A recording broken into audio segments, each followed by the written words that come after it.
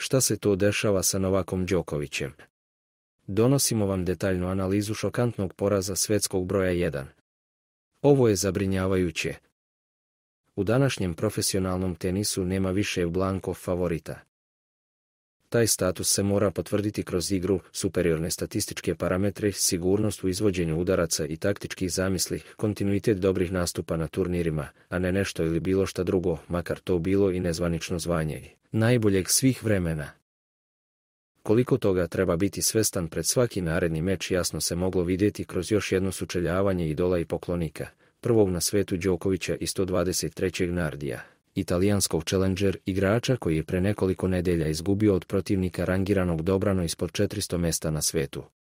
I šta reći na toki ishod meča, a da ne zvuči kao otrcani kliše o tome kako je lopta okrugla, a što je bolno potvrđeno kroz još jedan razočaravajući poraz našeg asa i nastup ispod njegovog šampionskog nivoa. Nagoveštene u meču protiv Vukića, neke slabosti su se ponovo iskazale sinoć protiv Nardija, a pre svega pri početnim udarcima v servisu i riternu, zahvaljujući kojim je Novak produžio svoj šampionski teniski vek proteklih nekoliko godina, u odnosu na rivale iz velike trojke i došao do impoznatnih karijernih ostvarenja. U sekvencama koje su ličile na ponavljanje onoga što smo sa teškom mukom gledali na ovogodišnjem Australian Openu protiv Sinnera, bilo je jasno da Novak nema dobar tajming na riternu, da ne ulazi u dolazeću lopticu sa sigurnošću koja bi od početka razmene potisnula agresivnost servera i da time iz gema u gem protivniku daje sve više razloga za podizanje sopstvenog samopouzdanja, agresivnosti i otvaranja igre kroz sve neizvesnije razmene. Ono što je također jasno je da je stručni segment solidaran u prepoznavanju aktuelnih Novakovih nedostataka i slabosti i da iskustva i informacije zdušno međusobno razmenjuje, što je veoma prisutno kod Zlatina.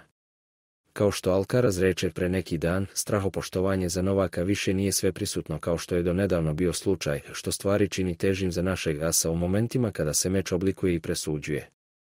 Najbolja rješenja za takve izazove, osim mentalne stabilnosti, nalazila su se u odličnim servisima, riternima, brzini reakcija i sigurnosti izvođenja oprobanih rješenja, za šta je potrebno imati taktičku dubinu i izuzetnu fizičku pripremljenost.